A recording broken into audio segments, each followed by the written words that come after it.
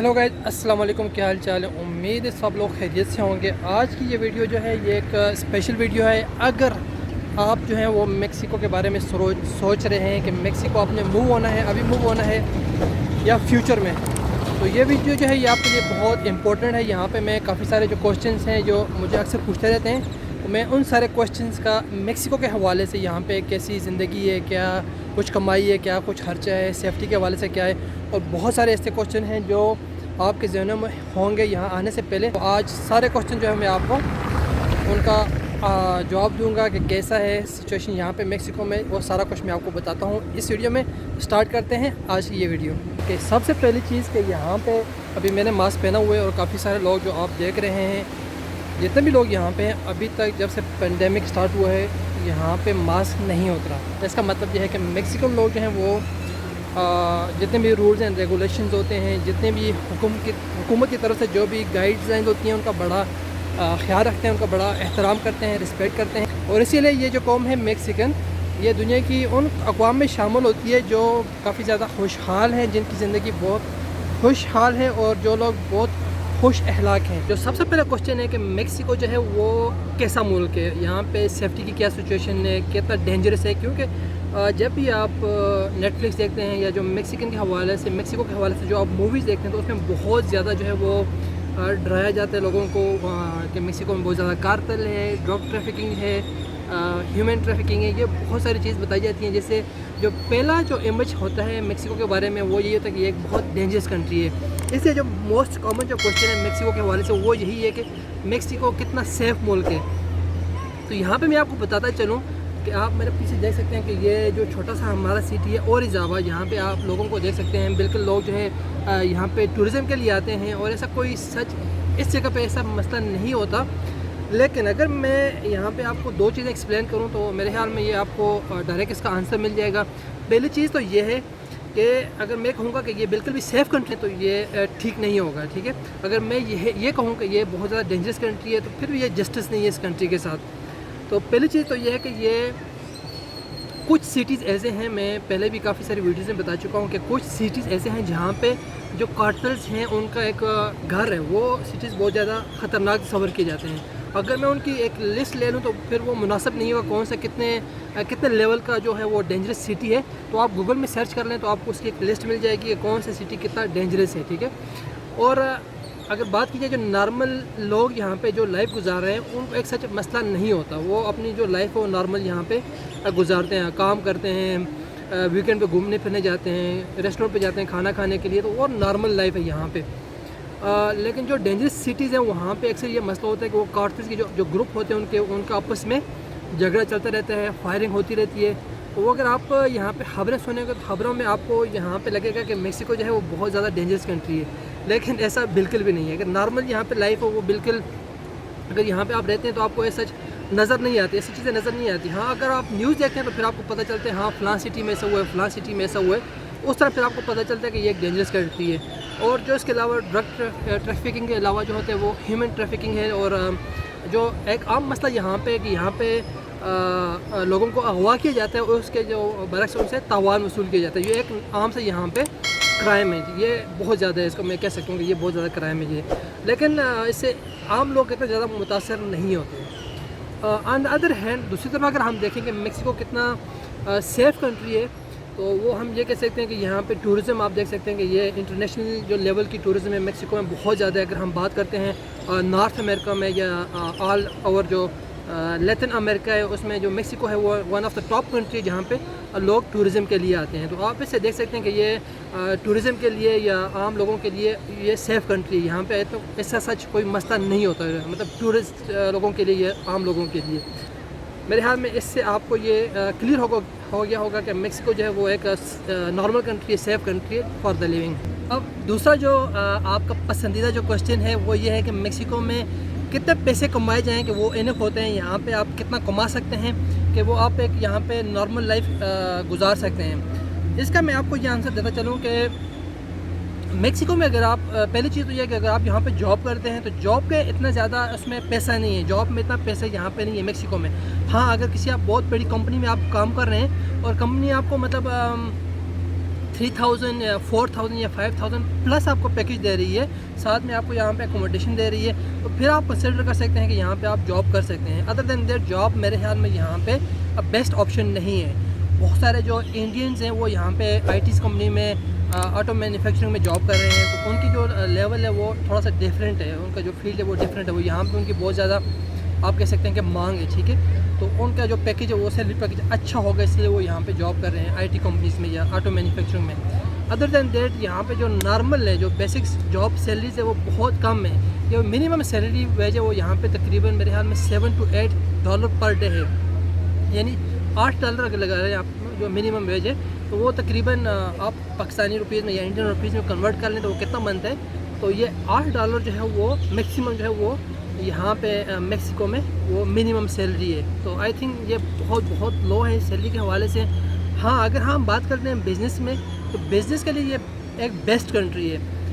ये मैं सिर्फ इसके लिए कह रहा कि मैं खुद यहाँ पे बिज़नेस कर रहा हूँ, मैं इसलिए कह रहा हूँ कि बहुत सारे जो पाकिस्तानीज़ हैं, जो बहुत सारे जो इंडियंस हैं वो यहाँ पे आते हैं, वो बिज़नेस स्टार्ट करते हैं। और मैं जो कि ऐसी फील्ड में हूँ तो मुझे पता है कि जो लोग बिज़नेस यहाँ पे कर रहे हैं ऑन टॉप लेवल, आपके लिए यहाँ पे अपॉर्चुनिटी है कि जब आप यहाँ पे बिज़नेस स्टार्ट करते हैं तो उस बिज़नेस को आप एक्सटेंड कर सकते हैं, जितना आप मर्ज़ी यहाँ पे एक्सटेंड कर सकते हैं। अगर मैं ये कहूँ कि ये मुल्क जो है ये बिज़नेस के हवाले से one of the best country है, तो ये गलत नहीं होगा। और जितने लोग पाकिस्तानी या इंडियंस अगर ये वीडियो देख रहे हैं वो और मेक्सिको में हैं, वो मेरी इस बात से एग्री कर रहे होंगे। किसी किस्म का बिज़नेस आप यहाँ मेक्सिको में कर लें, आप सक्सेसफुल होंगे और आप अपने बिज़नेस को जितना मर्ज़ी चाहें यहाँ पे ग्रो कर लें, आप ग्रो कर सकते हैं। उसको जितना मर्ज़ी चाहें आप उसको एक्सटेंड कर लें, आप उसको एक्सटेंड कर सकते हैं, ठीक है। बिज़नेस के हवाले से ये one of the best country मैं कहूँगा। जॉब के हवाले से मैं ये नहीं करूँगा कि आप अगर जॉब आपको यहाँ पे ऑफ़र होती है तो आप उसको ज़रूर देखें कि आपको क्या सैलरी पैकेज यहाँ पे मिल रहा है और आपको अकोमोडेशन वगैरह कौन सी सिटीज़ में आपको वो जॉब मिल रही है। Then you have to consider, अब आपने उसको कंसिडर करना है कि आपने यहाँ पे जॉब करनी है या नहीं। अगर हाँ आपका माइंड है यहाँ पे बिज़नेस करने के लिए आप मेक्सिको आ रहे हैं, या अगर आप यहाँ पर आकर बिज़नेस करना चाहते हैं, then it's a good country. Okay, इसी के साथ दूसरा आंसर भी मैं आपको देना चाहूँगा कि कितना इनफ है यहाँ पे, आप कितना कमाएं कि आप एक अच्छी लाइफ यहाँ पे गुजार सकते हैं। तो वो अगेन डिपेंड करते हैं, ठीक है, कि आपका जो लाइफ स्टाइल कैसे है। क्योंकि मेक्सिको में अगर आप यहाँ पे रहते हैं तो डिपेंड करते हैं कौन से सिटीज़ में आप रहते हैं, वहाँ पे आपकी एकोमोडेशन, क्योंकि वो भी वेरी करती है, सिटी टू सिटी वेरी करती है। आपकी जो अकोमोडेशन है, आपका जो घर है उसका रेंट, अगर आप अपना घर लेना चाहते हैं तो वो हो गया। आपकी जो अगर आपके पास कार है, कार के एक्सपेंसेस, अगर आप कार नहीं है तो आप जो लोकल ट्रांसपोर्टेशन यूज़ करते हैं उस पर डिपेंड करते हैं। उसके अलावा अगर आपके पास आपके साथ आप अकेले हैं या आपके साथ आपकी फैमिली है, तो वो डिपेंड करता है कि आपका कितना खर्चा होगा। अगर आप ये क्वेश्चन करते हैं यहाँ पे कि कितना है जो एवरेज यहाँ पे आप कमा सकते हैं, ठीक है, तो मैं कहूँगा कि डिपेंड करता है कि जितना अच्छा आपका बिज़नेस है आप उतनी अच्छी यहाँ पे इनकम कमा सकते हैं। क्योंकि यहाँ पे ऐसे भी जो इंडियंस है, जो पाकिस्तानी है, जिनको मैं जानता हूँ, तो वो नॉर्मली मतलब 5000, 7000, 8000 जो पर मंथ वो यहाँ पे बिज़नेस से कमा रहे हैं, ठीक है। तो ये इनकी नॉर्मल अगर आप एवरेज लगा लें तो 5000 बनता है उनका जो एवरेज है। तो अगर मिनिमम भी आप लगाते हैं तो 3000 जो है, $3000 अगर आप यहाँ पे मेक्सिको में कमा रहे हैं, तो then it's a good income, और आप यहाँ पे अपनी फैमिली को भी रख सकते हैं। और अच्छी सी सिटी में अगर आप छोटी मोटी कार भी लेना चाहते हैं तो फिर आप यहाँ पे कार भी ले सकते हैं। इससे मैं एक डिटेल से वीडियो बनाऊँगा कि कितनी आपकी इनकम होनी चाहिए यहाँ पे और एक्सपेंसेस क्या हैं पर मंथ, तो वो आपको इससे अंदाज़ा हो जाएगा। मैं यहाँ पे जितने पाकिस्तानी जो इंडियंस हैं, मैं कोशिश करता हूँ उन सब डेटा लेकर उनकी एवरेज निकाल के तो फिर आपको बताऊँ वो ज़्यादा बेस्ट रहेगा। तो चलते हैं नेक्स्ट क्वेश्चन की तरफ। ओके, अगर आप यहाँ पे कहते हैं कि जो मिनिमम सैलरी यहाँ पे कितनी होनी चाहिए कि यहाँ पे आप अच्छी जो लिविंग लाइफ जो वहाँ पे गुजार सकते हैं, तो मेरे ख्याल में अगर मोर देन 2000 प्लस अगर आपकी यहाँ पे सैलरी है मिनिमम, तो फिर आप यहाँ पे अच्छी लाइफ स्टाइल गुजार सकते हैं। फिर आप यहाँ पे कंसिडर कर सकते हैं अगर आप यहाँ पे जॉब कर रहे हैं और आपकी सैलरी जो है वो मोर देन $2000 है per month, then you can consider to live a good life. आप यहाँ पे ये कंसिडर कर सकते हैं कि आप अच्छी ज़िंदगी यहाँ पे एक एवरेज ज़िंदगी यहाँ पे गुजार सकते हैं एवरेज लाइफ स्टाइल से। ओके, नेक्स्ट क्वेश्चन है कि अगर आप यहाँ पे अपनी फैमिली के साथ, अपने बच्चों के साथ अगर यहाँ पे आप मूव होना चाहते हैं मेक्सिको में, तो वो कैसा रहेगा। यहाँ पे बहुत सारे फैक्टर्स हैं जिसको हमने कंसिडर करना है। सबसे पहली चीज़ तो ये है कि यहाँ पे अगर आप मूव होते हैं तो आप कैसे मूव हो रहे हैं। अगर आपने जॉब करनी है, बिज़नेस करना है, एक चीज़ तो ये आपने एक्सपेंसेस का सोचना है कि कितने एक्सपेंसेस आप यहाँ पर होगा। और कौन सी सिटीज़ में आप यहाँ पे रहेंगे, तो ये डिपेंड करते हैं, ठीक है, कि आपका फिर आपने घर देखना है कि कितना घर का रेंट क्या होगा यहाँ पे। और जो मोस्ट इम्पॉर्टेंट चीज़ है वो स्कूल है, ठीक है।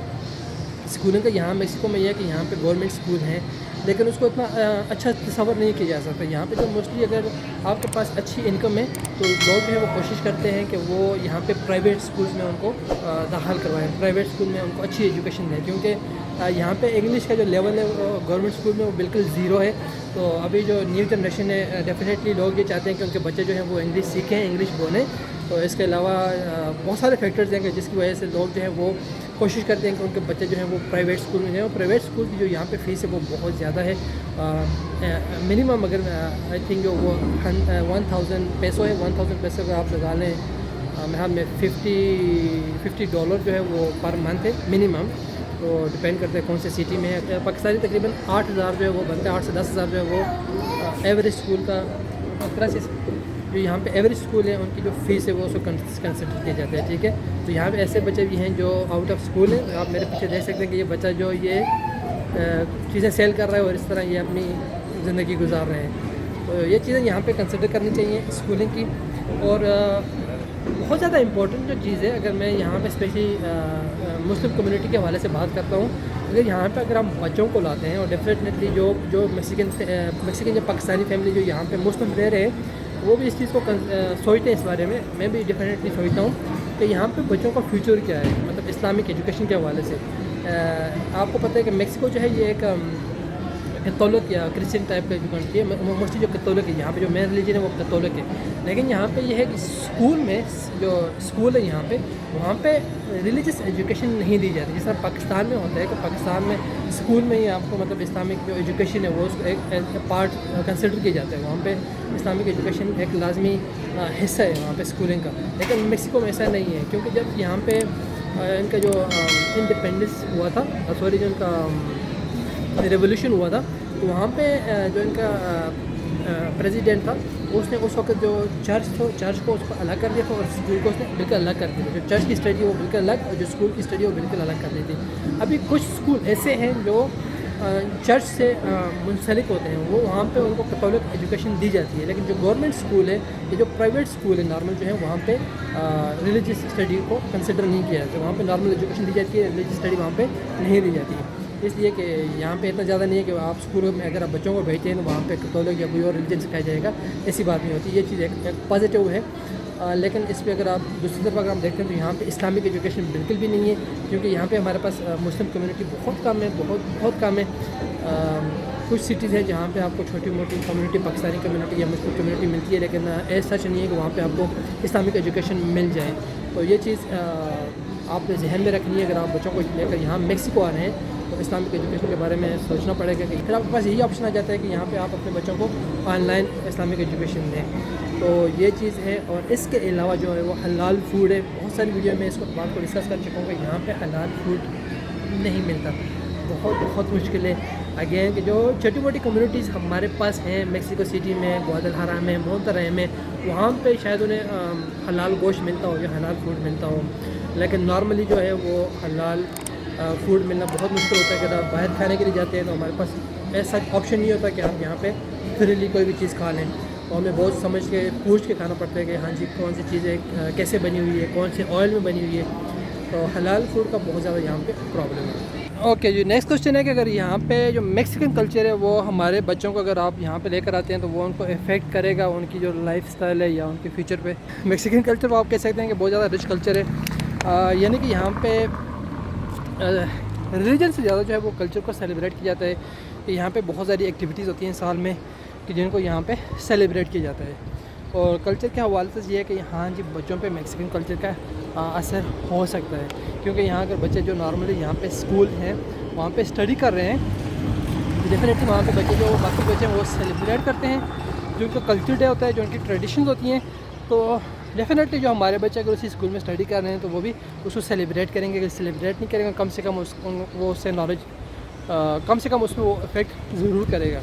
लेकिन वो रिलीजन में बिल्कुल भी असर नहीं करता, क्योंकि यहाँ पर रिलीजन टोटली एक डिफरेंट है। डिफरेंट चीज़ है, और जो कल्चर है यहाँ पे एक डिफरेंट चीज़ है, ठीक है। तो कल्चर, मेक्सिको कल्चर जो है वो बहुत खूबसूरत कल्चर है, बहुत रिच कल्चर है, तो एज सच कोई प्रॉब्लम नहीं होता बच्चों पे। तो डेफिनेटली कल्चर सीखना कोई ऐसी बुरी बात भी नहीं है। तो होपफुली मेक्सिको के हवाले से ये जो क्वेश्चन थे कुछ इंपॉर्टेंट इनके आपको आंसर मिल गए होंगे। इसके अलावा अगर आपके पास कोई क्वेश्चन है तो आप मुझे इंस्टाग्राम पे मैसेज कर सकते हैं, आप मुझे इंस्टाग्राम पे भी फॉलो कर सकते हैं। मेरा इंस्टाग्राम है पाकिस्तानी इन मेक्सिको। अपना बहुत सारा ख्याल रखिएगा, मिलते हैं नेक्स्ट वीडियो में इंशाल्लाह। अल्लाह हाफिज़।